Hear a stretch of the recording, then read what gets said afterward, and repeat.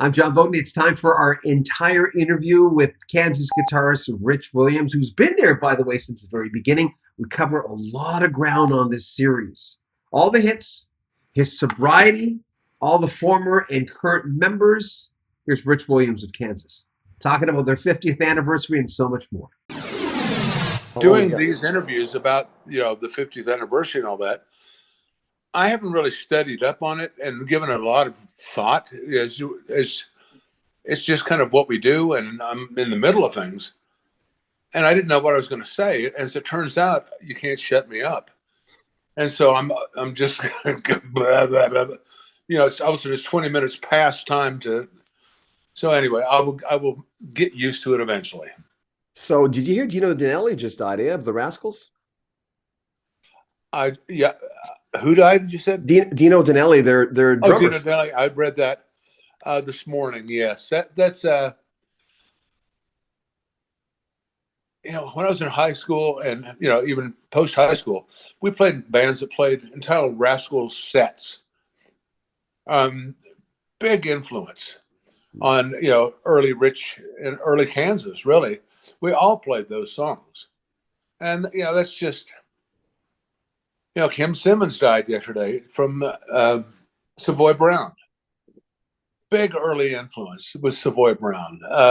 When I had the best of Savoy Brown, I listened to it. I think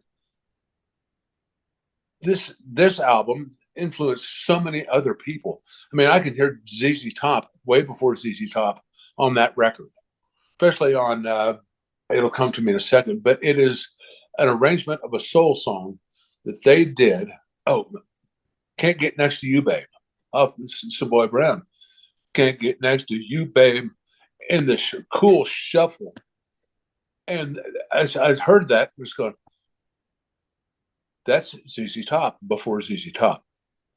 And so, boy, people are dropping like flies. Yeah, but do you think, for instance, being a lot of, I was talking to John Anderson last year, and I said, why do you keep touring? Like Steve Porcaro told us, says because I want to keep my stuff. But John Anderson says it's not about. He says I get that, but I'm afraid to stop. You don't use it, you lose it. He says there's something. He says that's a workout up there. That's actually good for my body. It's not wearing me down. He says that's good for me to be on that stage.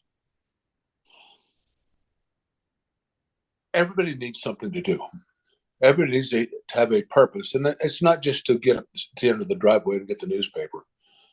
Everybody needs, a struggle, something to get yourself up for. You stop doing that and you're going to stop living, I think, in a hurry. I have perhaps been accused of being a bit lazy throughout my life. And I have to push myself, to continue on practicing. It's like I look at the tour scripts. Oh my God, look at all these dates and stuff. But I'm so grateful that we are constantly moving forward, and it's really just a kind of a lazy thought. Plus, I've always had a bit of fear of all of this. I'm not the rock star that's jumping in with both feet, staking my claim. I've always had stage fright that I just have forced myself to get over. And so, but I take all of those things as necessities in life for me to keep pushing the ball up the hill. Well, at 62, I started going, have I achieved as much as I want to, or have I learned that thing as much as I want? And maybe it's because I'm not stubborn and getting in my own way anymore. Why do you think that changed for you?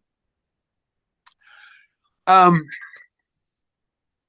wife, me and Debbie have been together for the last 12, 13 years. And before that, I was a drunk. I didn't start off that way, but just it kind of happens. And number one, she told me when we first got together, I can't tell you what you're going to do, but I'll tell you what I'm going to do. And if you don't knock this shit out, I'm leaving. And that it was new in the relationship. And it was, one of those things where we collided and life changed forever for me. And I didn't want to do anything to lose that. well, she's taught me a lot in that time, and one of them is gratitude and how grateful I am for my life, my experience, with the band, everything I've gotten to do. That I need to realize how fortunate I is that I just stumbled along and it still happened. And I need to grab a hold of that and respect it from this day forward. And so, and I've also found to kind of cherish the uncomfortable moments, to face them and do them. It means I care. It means I'm alive. It means this is so important to me that it makes me nervous to even confront it because I don't want to blow it. And so life is just not easy. And so anticipate that and make the best of it and use that as a tool instead of a crutch. And so that's kind of where I am now, is always kind of afraid of what's around the corner because it's kind of in my nature for whatever reason. But as an adult, a newfound bravery of confronting it anyway. And guess what? There's never been anything scary there. It's except what's in between my ears. Yeah. And in recognizing that's very helpful. That when we talk about this on the channel, we've got 107,000 subscribers. They love us. They get on a lot, and a lot of those guys, and I appreciate your honesty, will be listening to those words you just said very carefully, because you know how it is. It's a ripple effect, right? You go through it, you help someone else. It's just. But you can. Everybody has a common thread of things that someone else says, and it kind of completes their puzzle, completes their sentence, completes their thought, or it at least verifies their feelings about it. Look, I thought I was the only one that was that stupid. No, Rich with Kansas, he was even dumber than I am. Yeah, I mean, it is important. I learned in the process of becoming sober, in life before, in relationships and stuff, everything was always swept under the rug. Don't tell anybody. And Debbie, my wife now, taught me to become clean with things. And, being in AA while I was still going a lot, taught me to admit it. I mean, now, I can talk on the radio, talk to anybody. Just recently sat down with a family meeting, and this black woman she said she was a judge, came in completely drunk and came right to me, and I talked her through a lot of stuff. Like I was chosen. I've learned to just, hold my hand up with pride and say, did you do it? Oh boy, did I. And here's what I learned in the process. And I say this, I've told this story earlier today, and stop me if I'm repeating myself. But while going to AA, it was called a candlelight meeting.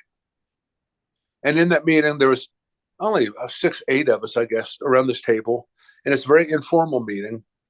And there's just a single candle in the room. We're all sitting around, and all the formalities of AA don't exist. And you sit there. And once in a while, someone will speak. And you just listen. And then it'll be quiet. Well, there was a kid who's about 18 in there. And finally, he spoke up. He goes, I'm not an alcoholic. My father was.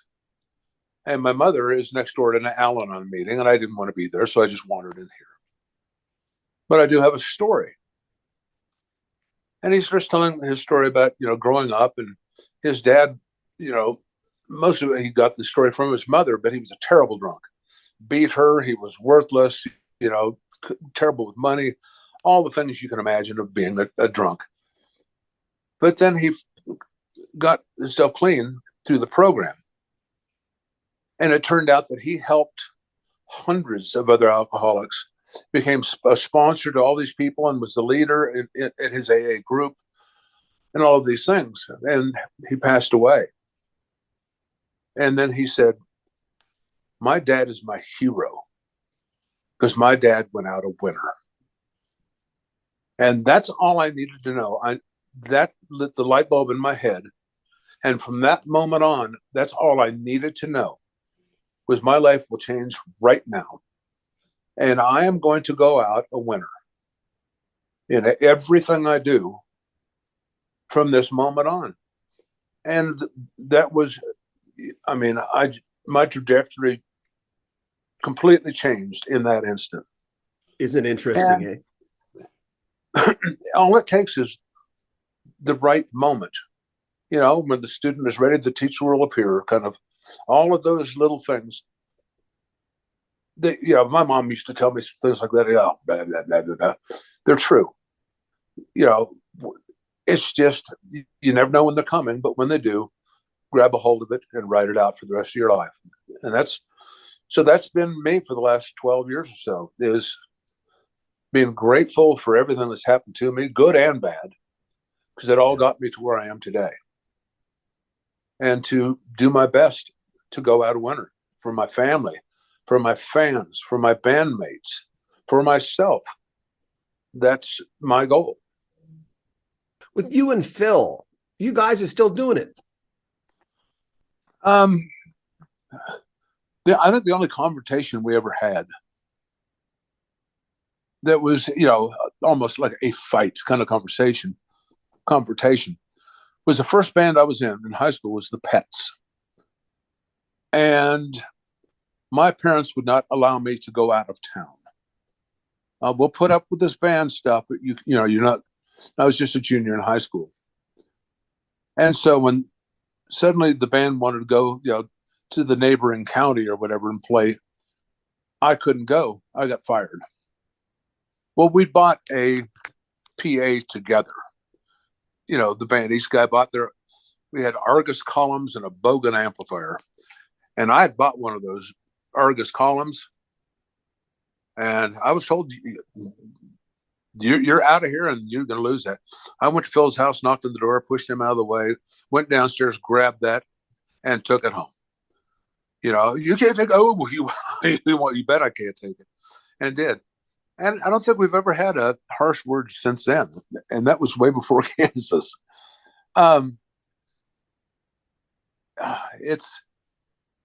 There are no surprises, I guess. You know, we've been basically married since, 1973. And so, and we, share a common cause. Phil and I are quite different, but we do equally share the common cause of the love of what we do, the love of being in this band, and and protecting it in every way, because we are going to keep this going, because this is the love of our life. And so it's really pretty easy. I mean, we talk, even off the road daily, if not every other day, about this and that. Plus, we have a language that goes back that no one even understands what we're talking about.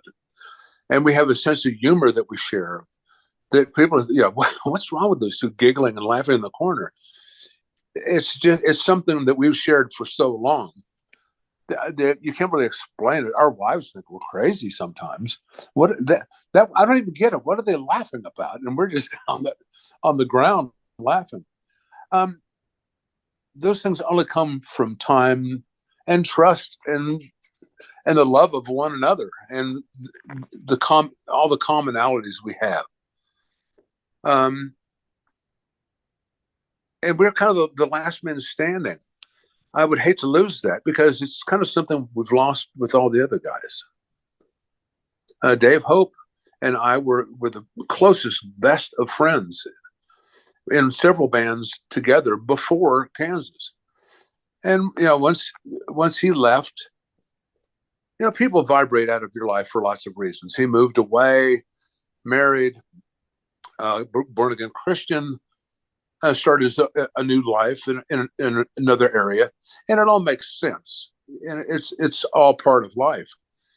And I don't want to give that up. You know, the two albums you had before the breakthrough, you know, like two albums in 75, Song for America and Mask. I remember that's when a friend of mine brought the records over. He said, these guys, he said, I don't know why they're not bigger than they are, man, but it's going to break. It's going to happen. Like even the title song for Song for America, great tune. Down the Road, what a rocker. But I mean, that was a great, even before the breakthrough, that was a great band, putting out fantastic music. Yeah, we were playing, some of the groups we were playing with, like Queen. They sit on the side of the stage and go, what are they doing? How do they do that? Why are they so tight? Why do they sound so much like their record?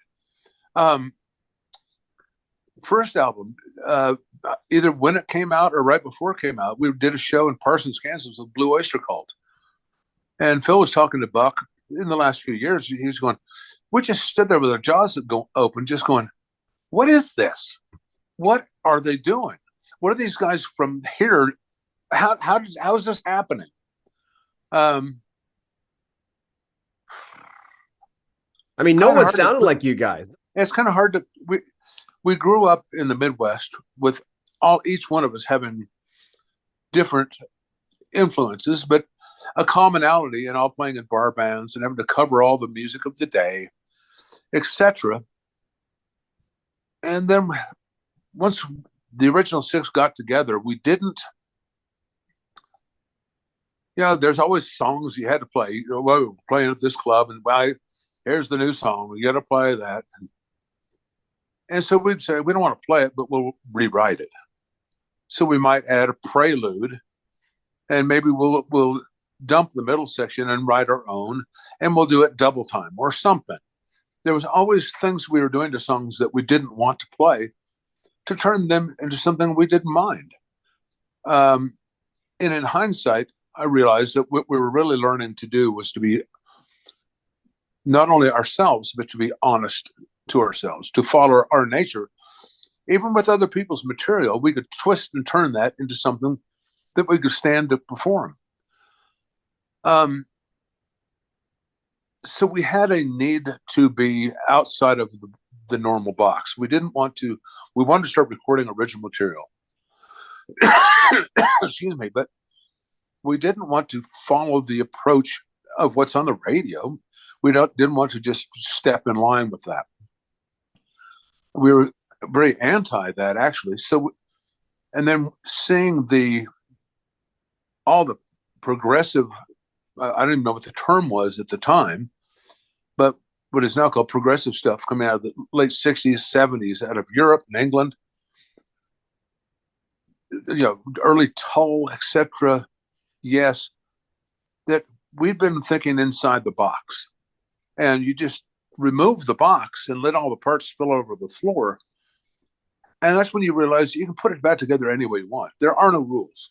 You can sing about anything. You can, 4/4, it doesn't matter. These chord changes, throw them away and start over. It was eye-opening, not just musically, but philosophically. It's okay to do this. Not only is it okay, it is your nature. Do it now. And I think we just wanted to be uniquely ourselves, but we're traditionally a Midwestern rock band. But we wanted to keep that feel, but we wanted the music to be written of a more progressive variety. And, with violins and things like that, and keyboards are really coming into play. And all that majesty would be the layer of icing over this cake that was built on a foundation of a solid rock band with a tremendous singer. And that was really what made us a little bit different than a lot of our contemporaries, because they had a bit of a lighter touch, more schooled. We weren't schooled at all. And Phil, Dave, Hope, and I did not have a light touch at anything. About from going to Burger King to playing music. Everything was very heavy-handed and aggressive. That's how we worked. And I think that just set us apart. We were more the rhythm section of Mitch Ryder than Detroit Wheels than we were the rhythm section of Marconi. I would have never picked Carry On Wayward Son for a hit single. I would have been wrong. I would have been very wrong. Did you know that was going to take off? Well, not in that sense, but we knew that we really had a cool song. Starting with the acapella, and the great riffs and stuff, and the chorus was such a great hook. Verses were great. I mean, middle section, it was an exciting, interesting song that we thought was going to get us noticed more, but could have never guessed the legs that it would have. Same with Dust. I mean, Dust was a finger picking exercise that Harry just walked in one day while we were working on the material for Point of Return and just threw it on the pile and said, here's something else I wrote. It's an acoustic song. We've never done anything like this. It's not what we are, but I just thought I'd add it just in case. What did you think? Well, he had a reel-to-reel of him just rudimentary playing it. And so he turned it on, had a lyric sheet. And Steve was standing next to him reading the lyrics, and Kerry is not a vocalist, and he was it's kind of high. He was singing it in falsetto with the basics of the melody. And in that rudimentary form, when it was done, Dave Hope says, where did that come from? And Kerry's like, what, you guys like this? And I remember saying, that's our next single. I mean, in that raw form, we heard it right away. We knew that was an extremely perfectly written song. Which, it goes, a great song is a great song is a great song in whatever form it's in. If you open your ears and you can hear it. There was a Access Studio in Atlanta where we did Monolith and Audio Visions. We did some albums there. On the console, there was a little thing pasted on it that said, you can't polish a turd. And it was very wise because you spend hundreds of hours trying to make a good song into a bad song into a good one. And you just can't. You can try every recording process and bring in other musicians, all that. The song sucks. But a really good song, something that moves you, even in the most crude form, that's gold there. And we heard gold in that song. It's with Carry On Wayward Son, going back to that, I remember the quote that the boys in 10cc played I'm Not in Love through a transistor radio. They wanted to make sure it sounded good on a transistor radio. And it was just a few days ago, I heard Carry On Wayward Son on someone's really bad stereo, and I thought, it still sounds amazing. Yeah. Well, I remember back until recent times in the studio, not until at least not 15, 20 years ago, I can't remember the name of these small speakers that were in every studio that were to simulate, like your old car stereo. A lot of times, you would be listening in mono. They would go to this one speaker to hear it, and then back out, back in, and at a very low level to make sure you could hear everything. And everything was mixed to the big room, your smaller speakers, and then we'd keep referring to this one again. And then you make little adjustments to that because you want it to represent in whatever medium it was being heard in. And I don't see that anymore. But it explains why a lot of older things sound good. They sound even. You can hear everything on these older recordings to this day because that third checkpoint was always done. I'm going to ask you the doctor's office question, which is not what you think, which is if you're at a doctor's office, a guy turns to you and says, what do you do for a living? Do you go there? Because the second you say I'm a musician, they're going to ask you, what have you done? And then Kansas is not a chapter. Kansas is a book. So what do you do if someone asks you what you do for a living? Well, I will get in conversation, but usually there's you look familiar. Okay, I could do the long dance or the slow dance. And usually my wife will get frustrated. We'll just say, have you ever heard of the band Kansas? Well, he's the original guitar player. It just cuts to the chase because inevitably I like her. Inevitably, it's going to get there. And I understand it. I'm used to my life. I know the stories. I've lived them all. It's not that fascinating to me, especially in repeating them hundreds of times. But when I meet people that, they own a little shop or they're just retired as a lawyer or all these things, my life is unlike anything they've ever imagined life to be. And they are fascinated. They want to know all about it. Kind of avoid. We've become very private in my sobriety, and we live up in the mountains where there's nobody around, and it's very peaceful. We have some friends, but every time we go out, it's so weird. Yeah, up in the North Carolina mountains, and almost every day we'll go out and somebody said, "Aren't you?" And it's like I'm more famous up here than I was in Topeka, and I don't understand why. We have construction going on now. All the workers here tell me all these stories about the shows they went to.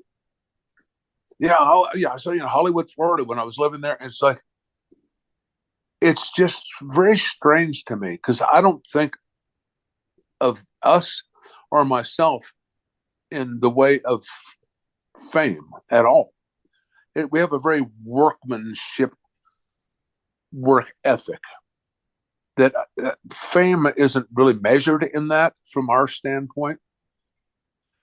John Elefante said something once. He was doing an interview. This was post Kansas. And the interviewer was asking, well, tell us about what it was like being in Kansas.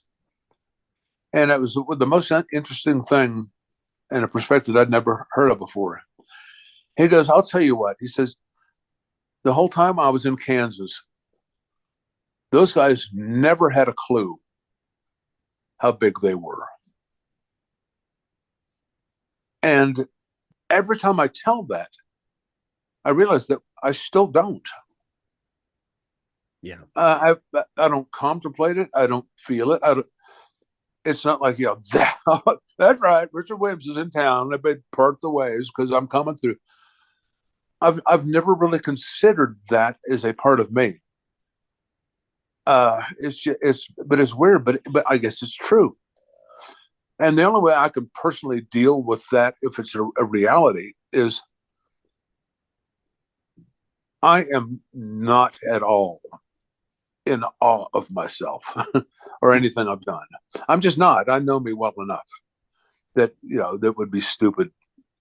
But I am in awe of what we have done. Yeah. I'm very proud of us and all the guys along the way, from crew to all the band guys, management teams, everybody, what we've all done over 50 years. That I am in awe of. Myself, not so much. Outside of Phil, who was it in the band that you had a camaraderie with? That you? Me and Dave Hope, we were. Kerry was the kind of the writer standing on the other side of the room, contemplating life. Robbie was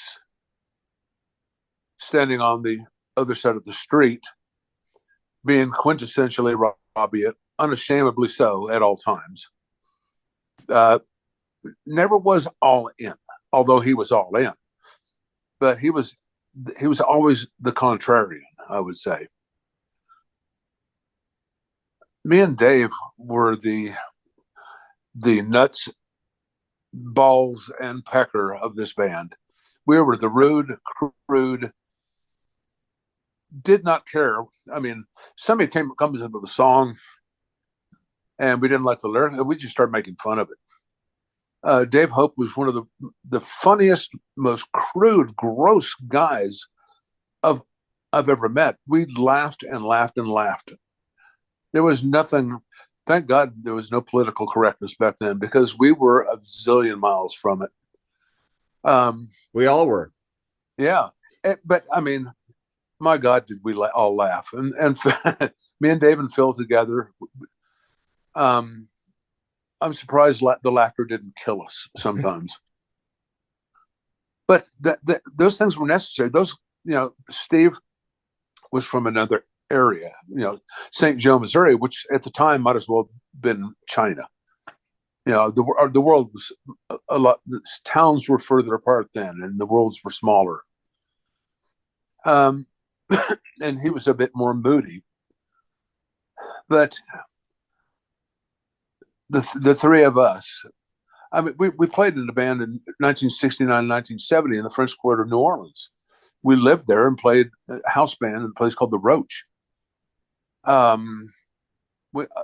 We delivered Jerry Garcia to his hotel on Bourbon Street after they'd played at the Warehouse. We took him back to the hotel. He walked in the door and got busted. Thus the song "Truckin'." Busted on Bourbon Street. I was the guy that let him off at the door. We have so many stories before Kansas. Me and Dave Hope played in several bands together, all in matching suits, playing the Young Rascals. We have lifetimes of stories. Again, even before Kansas was a thought. To you, though, if I was going to ask you, Steve Walsh how would you describe him? Complicated. In my opinion, if not the greatest rock and roll singer of all time, in the top three. Beautiful, beautiful. You go back and listen to his first couple albums and the tone of his voice. And we didn't know that at the time. He was just a guy that, we'd heard him sing from St. Joe when he got him in the band. And we were just in a workmanlike manner going about work. Then you hear him on tape. It's like, especially when we go back and listen now, which Phil and I do kind of often. Wow, I was listening to Journey from Marybrown the other day. Go back to the middle section, listen to Steve's voice there. We didn't know what we had at that time. It's really remarkable. Steve was smart, fun, funny, but also a bit distant at times. Why did he leave the first time? Well, Dave and Kerry left the first time because they wanted to be a Christian band, and we didn't want to be one. And they thought they were going to be the Christian Beatles and save the world, which is a common notion of a fresh, born-again Christian. It's my job. More power to you.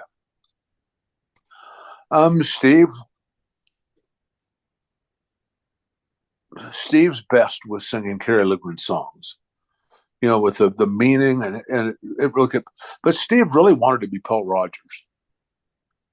That was his hero. He wanted to sing rock songs. He wanted to be in that type of band. That's what he really enjoyed doing. And I don't think ever really came to grips at that time of the collaboration of Kerry's songs and his voice was a perfect thing. Kerry's never done that since. Steve's never done that since. You put them together, and that's where the magic happened. It's like Elton John, Bernie Taupin. No one knows why. It just works. Exactly. Crosby, Stills, Nash, Young. All of a sudden the blend of those three voices, and all of a sudden you had something that wasn't there with any of the two together, but with those three, kaboom, magic. And that happens sometimes. And in those rare moments, hold on to it as long as you can. What got him back in the band? Why did he come back? Well, he went off. Well, there's always the notion that I can do this. I can be a rocker. and these guys are holding me back. And so he went off to be, a rock star. And he put together a really good band with Mike Slammer and Billy Greer, Tim Garrett, who was a friend from Topeka. And tried, with a couple albums to do that, and went broke. It never really caught on. Meanwhile, Phil and I were told by the record company, we were owed like 4 records. And we had a meeting at the Hotel California with the big wig, and he just sat down and said, guys, give it up. You're done. Nobody cares. Nobody cares. Your management doesn't care. Booking agents don't care. You have no fans, all this, And so we walked out of there with our asses handed to us. We didn't quit. We didn't give up, but we didn't have a team to put on the field either. Right. Steve was in streets, Kerry and Dave were gone. So we just kind of kept that under our hat, and we just waited. Well, streets eventually died. And meanwhile, Steve Morse, 3 times in the Guitar Player Hall of Fame and a legend, we were based out of Georgia. Steve was based out of Macon, just outside of Atlanta. And, he was a peer. He was part of the local music scene. And Phil just said, let's maybe try to get this started again. And so Phil approached Steve. What would you think about it? And Steve didn't have anything else to do. Sure, let's give it another shot, because his nemesis was Kerry, and Kerry wasn't around anymore because Steve didn't want to sing Kerry's songs anymore. Meanwhile, Dave Hope could have left with him. We need a bass player. Steve goes, well, Billy Greer, he's a great singer. He's with Streets. He's going to be looking for work. So cool, Billy's in. And then, let's talk to Steve Morris. He's a fan, and the Dregs have broken up, and boom, we had a band. And so, like that, suddenly we were back with a working unit, and all of a sudden we're with the new record company with MCA, and Kansas is now back. Unfortunately, MCA. Things weren't going well for that company, and finally they had their Bloody Friday where they just slashed everything, and we died with it. And that was the end of that, because Steve Morse went on to Deep Purple. Mm-hmm. And we had to reinvent ourselves again. Then come the 90s, when classic rock had fallen to its all-time low, and now we're slugging around in a bus making 15 grand a night, playing little bars, Kansas and Jello Slide, but I can't imagine doing that now, but at the time it was just like, of course we'll continue. Of course we'll keep doing this, waiting for something to change. And Robbie came back. That was with David Ragsdale. Then Ragsdale left, and Robbie came back for a while. Then Robbie had to go, and Ragsdale's back. What was it like having Robbie back in the band then? It was good until it wasn't. Robbie loved being in this band. Robbie loved being a rock star. Robbie loved the fans. He loved everything about it all. He just didn't like the work or the practice or the practicing or any of that. He loved every aspect except for that part, which probably the most important part is keeping up your chops and going out and doing that. And that kind of fell away, similar to the first time. Meanwhile, Ragsdale had gone out to Las Vegas because some girl had convinced him he was going to be the Zanfir of violin, playing out in Vegas in a cape or something. And so when we approached David, would you like to get back in? Yes. I mean, we didn't even finish the question, and he wanted back in. And so we had the nucleus for a band again. And so then we started slugging it out, in the bars. And you talk about your paying your dues. We paid our dues already, in the early years of opening for every band out there and being set up on the edge of the stage with your toes hanging off of it, and no lights. But now we're paying our dues again. But I guess our tenacity and sticking with it and not listening to the negativity of the record companies and management. So we started managing ourselves, and we became masters of our own destiny. And we started slowly crawling out of the hole.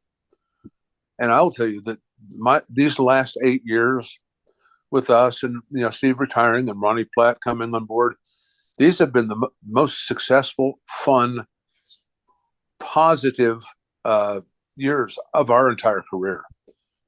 I think a lot of that comes from maturity. Years ago, we're playing Madison Square Garden sold out, probably during Left Overture, I would guess. And we were a lot more, our manager was going crazy in the limousine going to the Garden. Oh, you guys, this is so big. This is so awesome. And then we're going, it was just another day. And we were more concerned about going to Smiler's Deli afterwards to get the shrimp po' boy. In the last years, in my new found understanding of gratitude, these are the best days now, because I can appreciate it all for what it is now and what it is for today. I can appreciate those days really only in hindsight, because I was young and extremely dumb. And I think it just takes a very mature person, or a person to have maturity and gratitude beaten into them a lot of times by their own doing. That's it right there. So I gave up and gave in. And this when I saw the wonder of what I get to do. And so these are the best of times for us. When I was talking to Tom Brislin, I asked him, I said, what it's strange that people say, there's only 2 original members, Kansas should pack it in, stuff like that. I'm going, have you listened to the last 2 albums? Have you not listened to these albums? I mean, my God. And he's like a kid, he was so happy. Great interview, by the way, just great.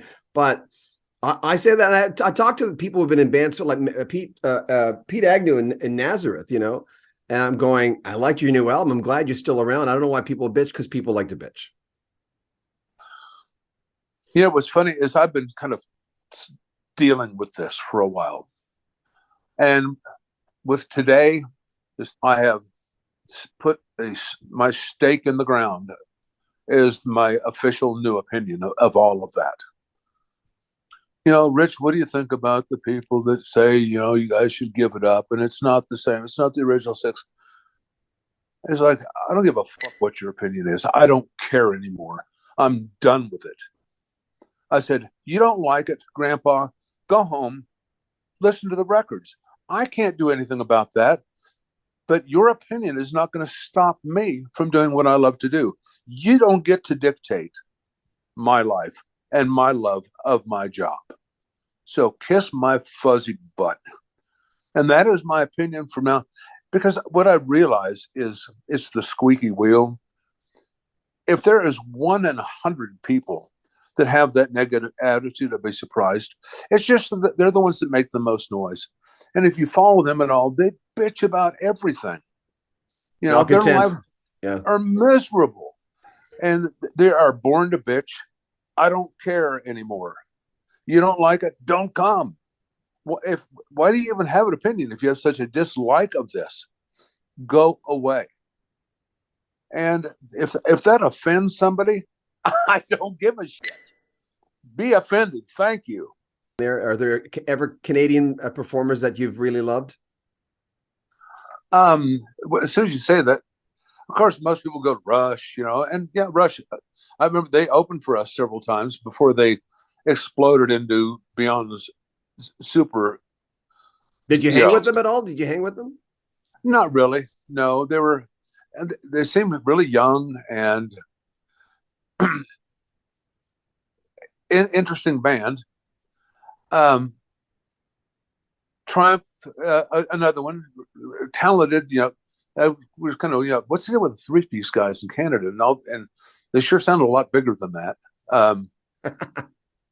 But I think my most inspirational one of all that, another three-piece, was Mahogany Rush. We'd worked together quite a bit, and Frank Marino was kind of hard to figure out. He was a little bit distant. I mean, this is in the early days when we're just all guys in bands and glad to be there. And we hung around with the bass player and guitar player all the time.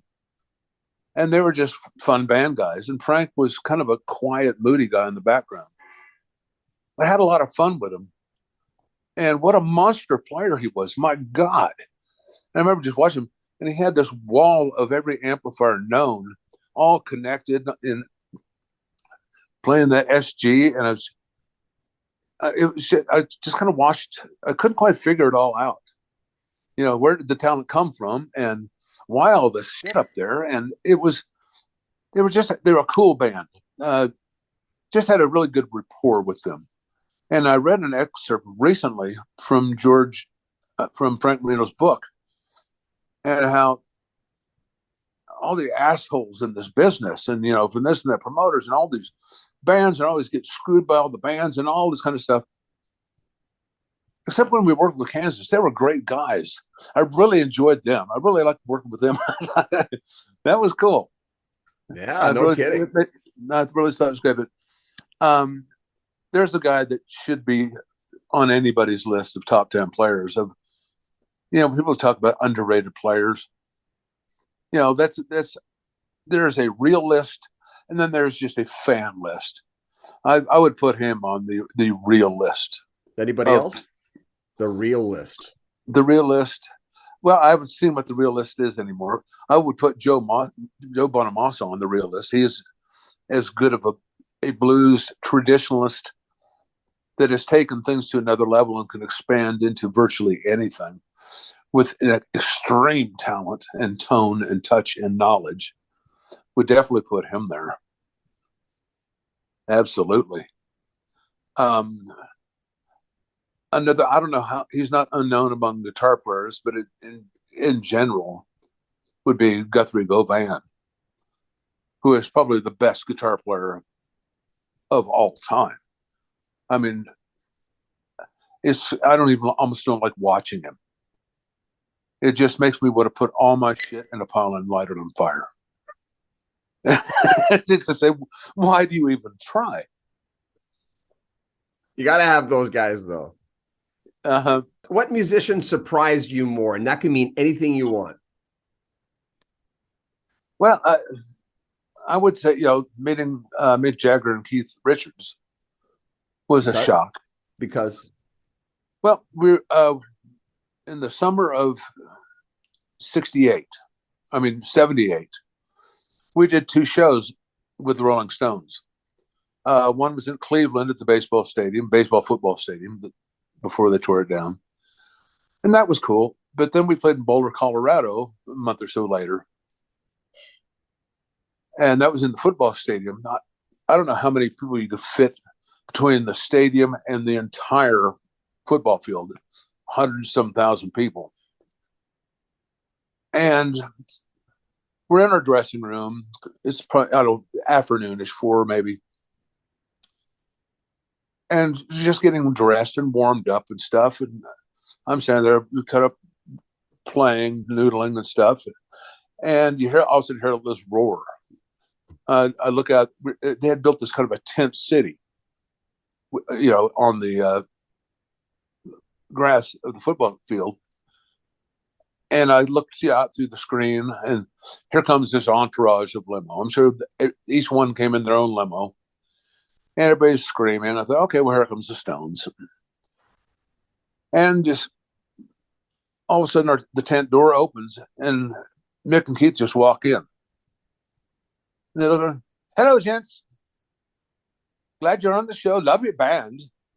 If there's anything you need, just let us know. Again, we are welcome to our show. I said nothing. I stood there slack-jawed, and words would not come out. I just was frozen in total awe. And they were nicely dressed, and they were not these bad boys of rock and roll. They were just British gentlemen. And I just didn't know how to handle any of that. It was such a shock. Was that the moment? Was there another moment, or was that it? That was it? Yeah, it was just meeting these two guys. Well, then I got to stand on stage. I could reach out and touch the piano player's back. I was so close. Taking pictures from the side of the stage. Jerry Hall is shoulder to shoulder with me on the side of the stage. It's like, this is a strange day. Surreal, huh? Yeah, it was. And I hate to say this, and if Jerry Hall hears this, I'm sorry. I don't mean to be offensive. She was gorgeous, and she, like 6'1", Texas-born blonde model. But she had the biggest feet I've ever seen. They were skinny and long, like a 6-foot elf's feet, in these weird-looking shoes, and I kept wanting to take a picture of her feet. Nobody's going to fucking believe this. And I chickened out. I thought if she catches me taking a picture of her feet, the Stones bouncers are going to just throw me off the back of the stage. So I never did. But somewhere I've got about 100 photos of the Stones from my perspective. Nicky Hopkins, I could kiss him on the neck. He's so close. Laurie Cantois, ask about Phil's drum tech, John Thompson. Some of his old friends from the 70s are trying to locate him. Do you know whatever happened to him? John is still around, I will say. And if they want to know more about him, all I would say is John he's struggling.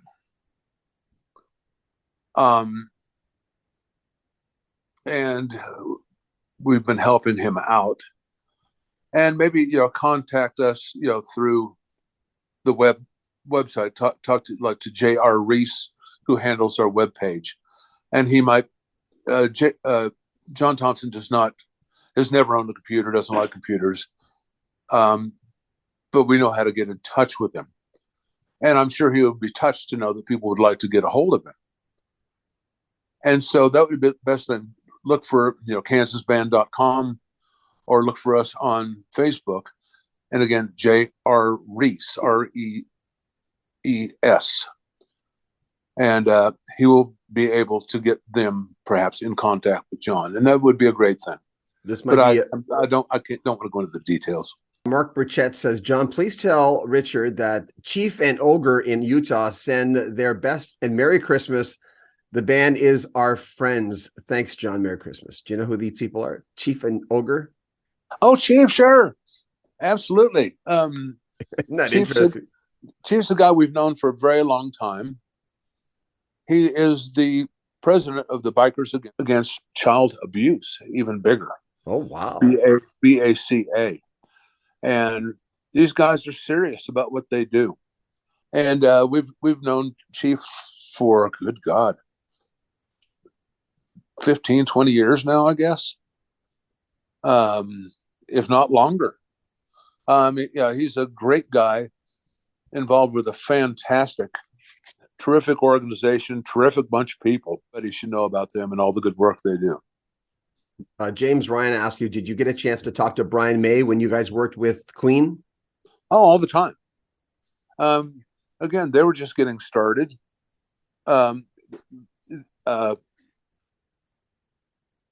Their first tour in the United States was with Mott the Hoople. Mm-hmm. But it didn't happen because somebody got sick in Queen, got hepatitis.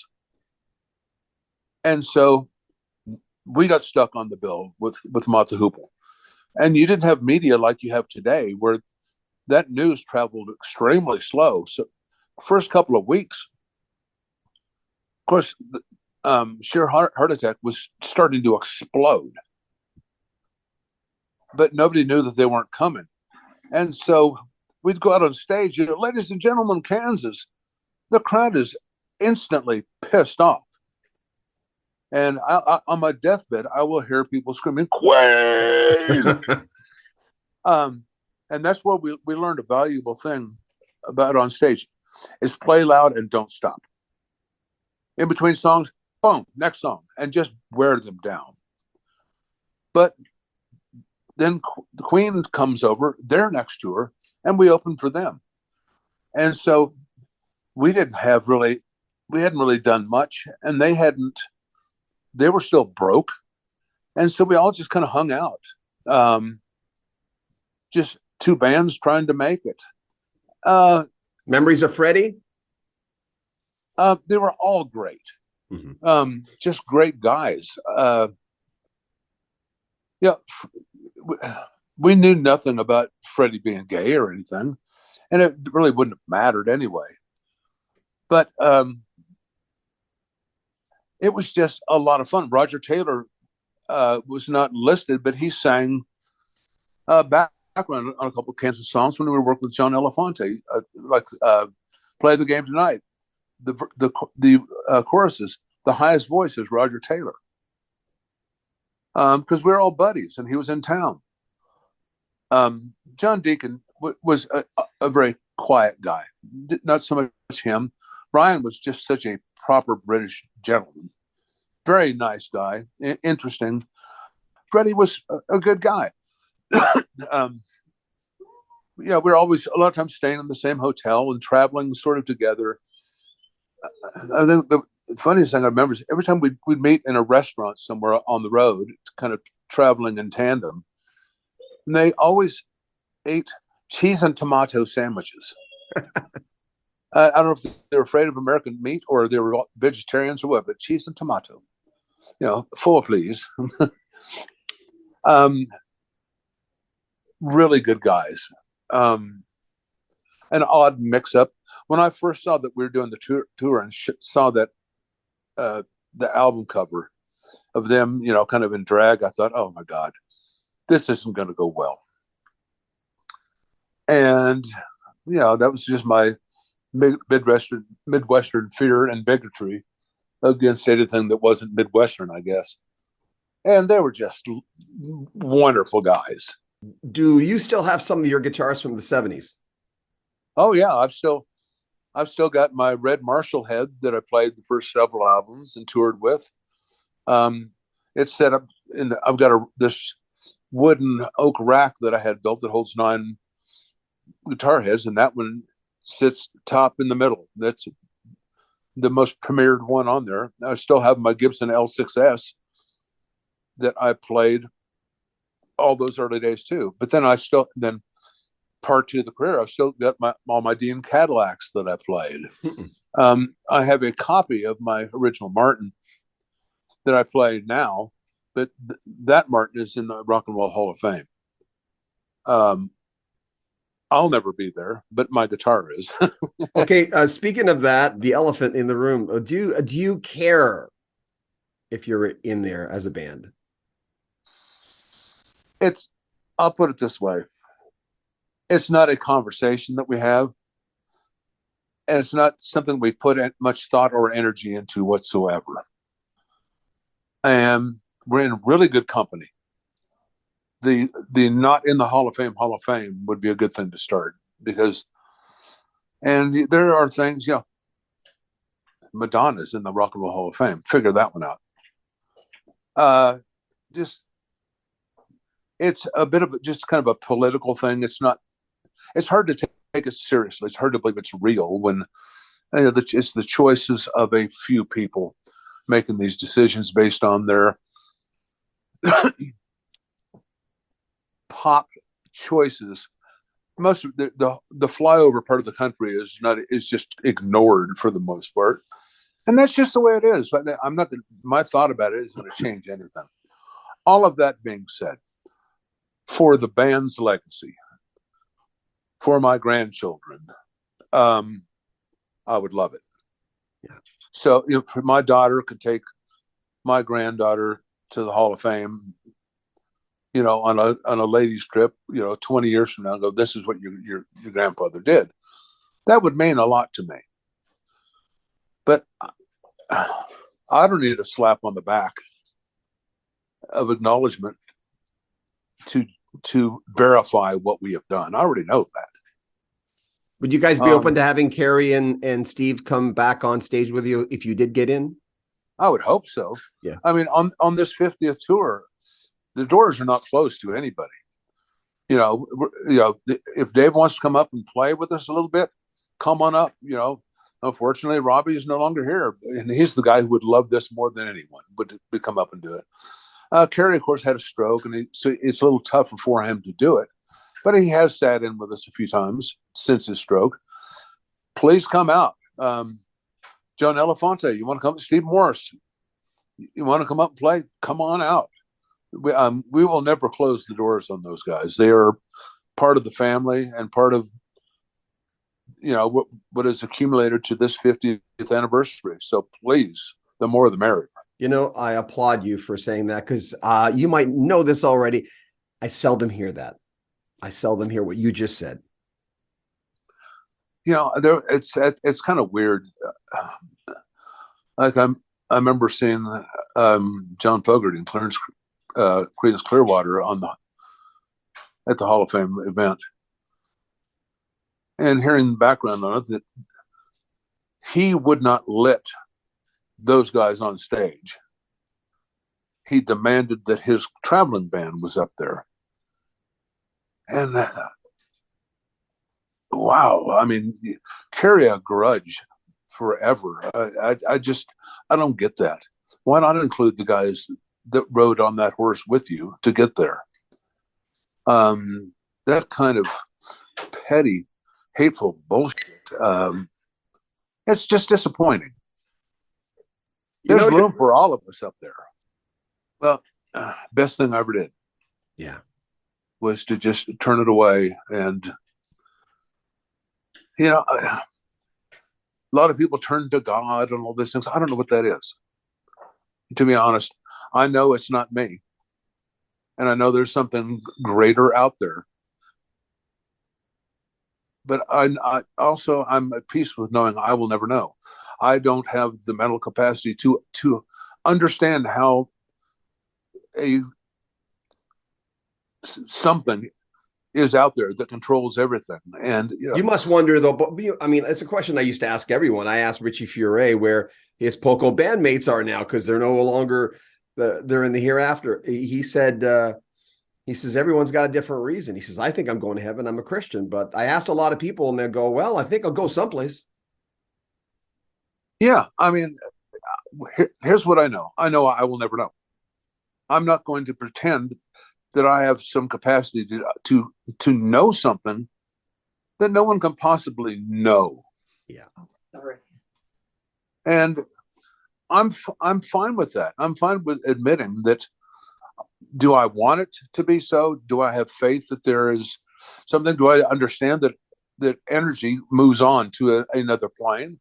I get all that, but to know how it's going to work, in my heart, I just don't believe anybody ever really knows or ever knew. Mm-hmm. And I don't mean to be offensive to anyone. To each his own. I think there's a lot of positives in all of those beliefs. The stories behind every religion and all that, there's so many common positives in all of that. I'm good with that.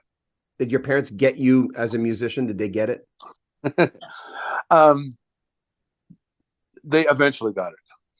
I think for a couple of reasons. That I was not I was only good in school at things that I cared about. If for some reason I didn't care about it, but I was good at math. But I was decent at history. I was really good in geology, and to some parts of science. But the things I didn't care about, I did terrible in, and went on to college only to stay out of the real life and the workforce. My dad ran Rudder Truck Rental, and of course, he wanted me to follow in his footsteps, which I had no desire or aptitude for at all. That would just sound like a living hell. I just wanted being a guy playing in a band and having fun with my friends. And they were terrified that I was just going to wind up achieving nothing. They both got to live long enough to see, well past leftover to your point of return and all that, to become very proud of me. Did they see you guys live?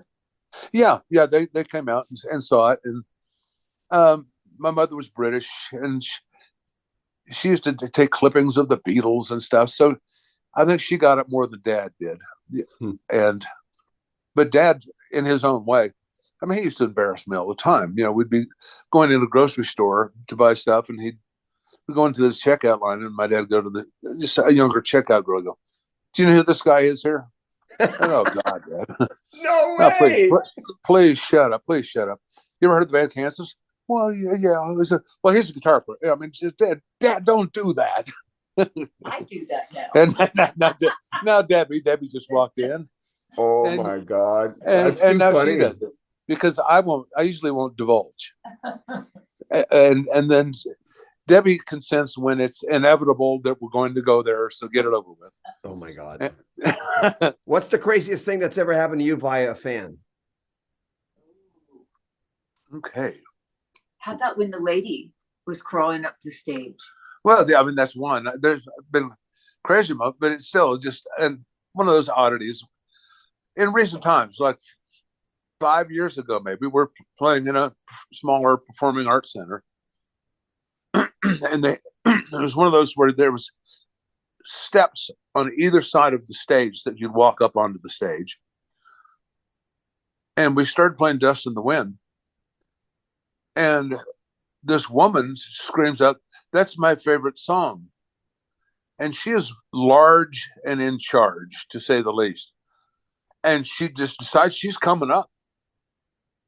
And our road manager ran over, grabbed her by the leg, and she just brought him right up with her.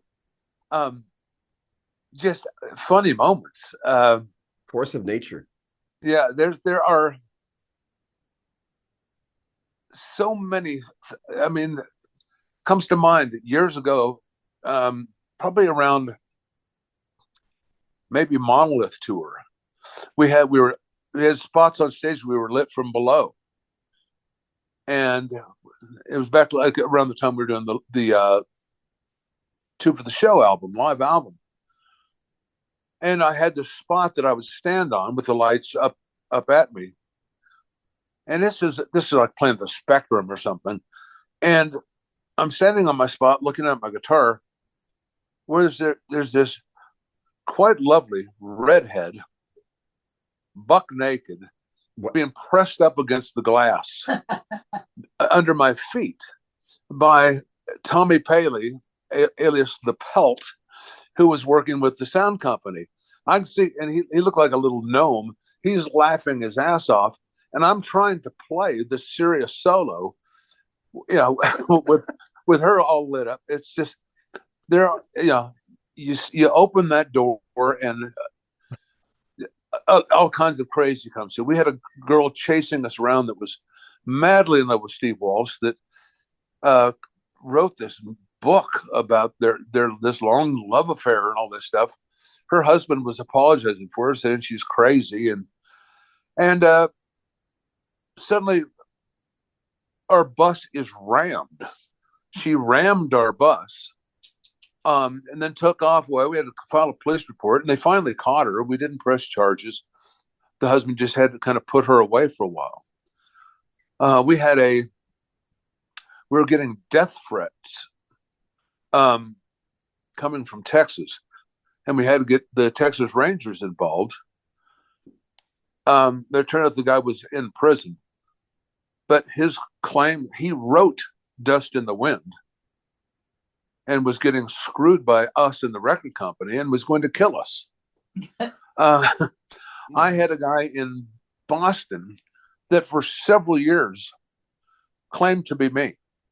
Oh yeah, that's a good one. Of course, did not know this until he died.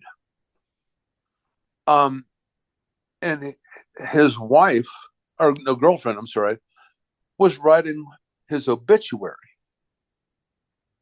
And the people in writing the obituary did a little bit of background check, and they contacted management.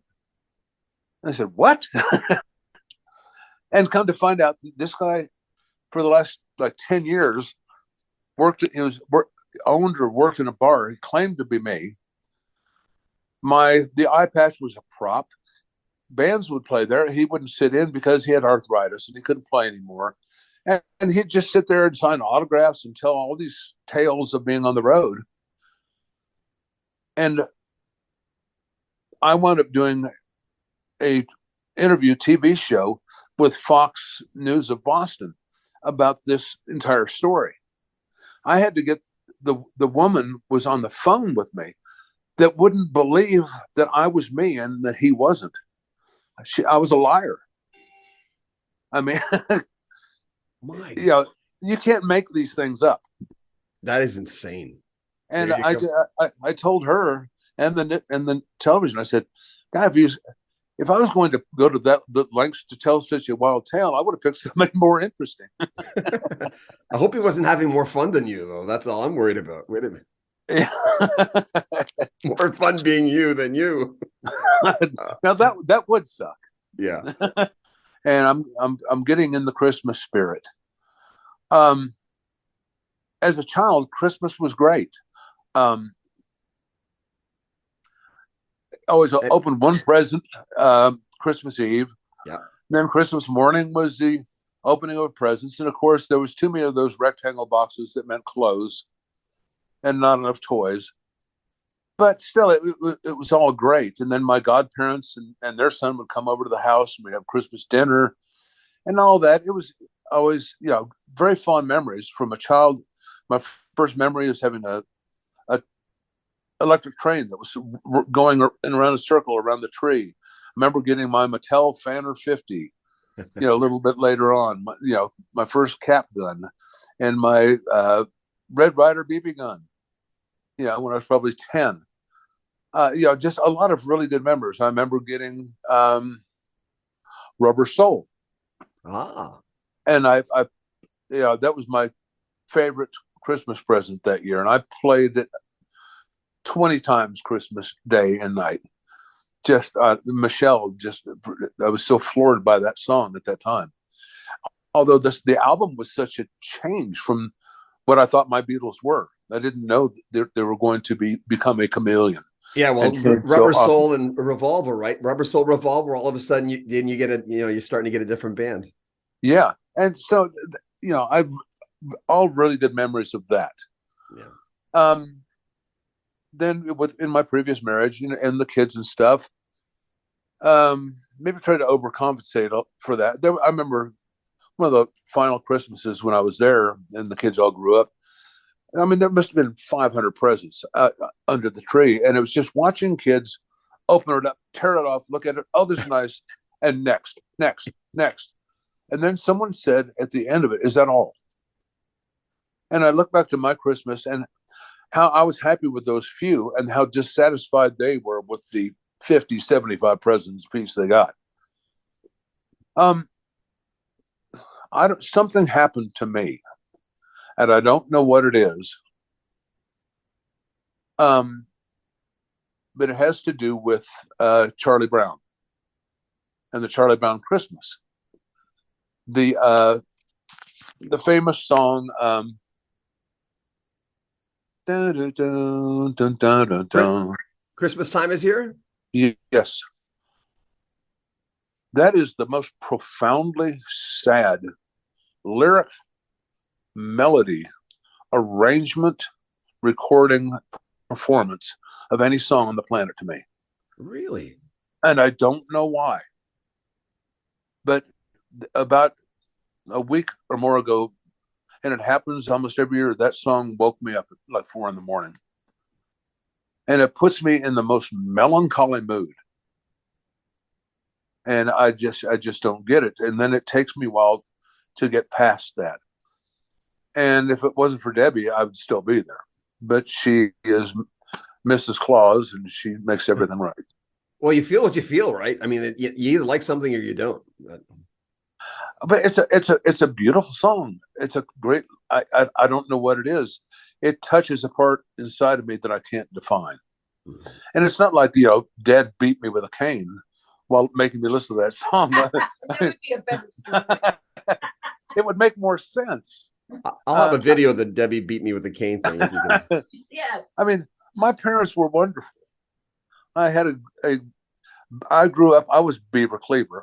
I had a complete, innocent, normal, slowly developing childhood that was just filled with wonder and joy. There was no angst. There was no pain. My mother was a stay-home mom. Dad worked, provided for the family. But there's something about that song around Christmas time that rips my guts out. I don't know what it is. You associate it with the end of a tour. That is your problem. You don't want to stop. Well, and that's another thing now is for so many years,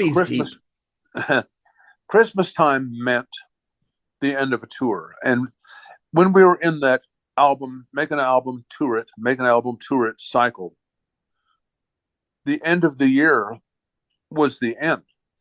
You didn't know when the next recording would be, when the next tour would be, and inevitably, you get really close with crew people, etc. Yeah, that you may never see again. And it's kind of like it's the last night of the high school play, and everybody's put all this work into it, and everybody's crying. It was such a profound ending of something. And so I still associate the end of the touring year with that pain. Yeah, she's got something. Yeah. Yeah. No, it is absolutely for sure. He does not want to stop. Yeah. Yeah. Well, yeah. We're happy you're not stopping. Yeah. I miss my road family. Yeah. And the thing is, they all share this. We all miss each other. And we can't wait. I mean, we just went to West Palm Beach. We were looking for. We're so used to traveling with the band and crew that we're checking in the hotel. Where's Rusty? He should be at the front desk checking us in. I mean, looking to see where everybody's seating on the plane. A couple of guys just took a couple of flights because they needed one flight to get their status up to be platinum. They were looking for all of us. They said it's really weird to be flying alone, and so those are really deep seated. Yeah. Relationships and angst. You hate to see this end, and you never know when you're going to. I think COVID taught us a lot, that we are one fucked up bug away from life going back to abnormal again, and you never know when that's going to turn around. Mm-hmm. And so when things stop, it scares us all because we love what we do and we love each other. So there's no thoughts with Kansas of an end date, though, right? I mean, people always ask that, but for them, it's physical in some. Phil and I maybe 10 years ago, we might have talked about, what do you think? How much longer? We don't even talk about it anymore. The only thing we talk about in that is that there is no end. Yeah. It's the horizon is always in front of us. The past is in the past. We've got a lot of touring to do to back another Fork in the Road album, and we've got some songs in the can. We've started writing. So 2024, we're hoping to record again. Oh, good. So there's no plans in stopping this. Why would I want to? Mm-hmm. And do what? There's a golf course up here where we live. I don't have good eyesight anymore. I can't even see the ball. And it's $100,000 a year to join. I'm and I can sit around with a bunch of old retired fart bag accountants and bankers and lawyers. I have nothing in common with them. I want to play in a band. And so they'd be going to remember, Rich, when you were in that band and it had all those flashy album covers, and then you changed it to Dust in the Wind. That was awesome. Yeah, I used to be extremely social. But you know, those wheels were greased with alcohol. And I have found that I don't enjoy being in that company anymore. Right. And I definitely don't like me that way. And so it's really easy for me to turn away from all of that. I mean, I have so many ex-friends that our connection was booze or Coke, or booze and Coke. And hanging out in a rock bar till 4 a.m, to where if I could have never gone once, and I would have not really missed anything. Yeah. I'll take that back. I met a couple of guys. I got to know Steve Marriott in his final days, coming in drunk. You know, he was a little teeny guy, built like a fire plug, and would bear hug me and pick me off the ground like a typical drunk, you know, scallywag from Britain. And he was quite a character. And, you know, loved to pay his tab sometimes because he didn't have much money left. And, God, the bass player for Leonard Skinner, God, the name flew out of my head. He was in there drunk all the time. And either he was always broke and I'd pay his tab. And he was either, good to see you, mate, or it was the opposite. He'd be sober and not drunk yet, and he didn't know who I was until he drank more. And those were, and then I spent after hours with Jason Bonham, sitting in my convertible Buick till sunup, telling war stories. It was him and his band were recording in Atlanta. So I had a few interesting tales out of spending 10 years of my life every night in this bar. Mm-hmm. Yeah. I'm so glad all that is behind me now. Well, I never thought of that, but of course it's the company you keep too. You got to be discerning on who you hang out with, especially after the fact that where you stop. I mean, these guys are still doing that thing, you know? Yeah. Well, yeah. I say this, you know, in all seriousness, because I've seen people slip after 20 years, but it's nice to be in a place where I don't miss any of that a bit. There's no temptation to me to relive any of that. And I have the full understanding of what I have to lose if I should ever start it again. Yeah. And so it's after I got over the I can't ever drink again horrors, now I'm on the opposite side of that. Was like, it's 6 a.m. I'm dragging my suitcase through a hotel lobby. You know, after getting to bed at 2 because we got an early flight and another show, and I don't have a hangover. Yeah. Do you talk about gratitude in that moment? Is to like, I'm tired, but I don't hurt.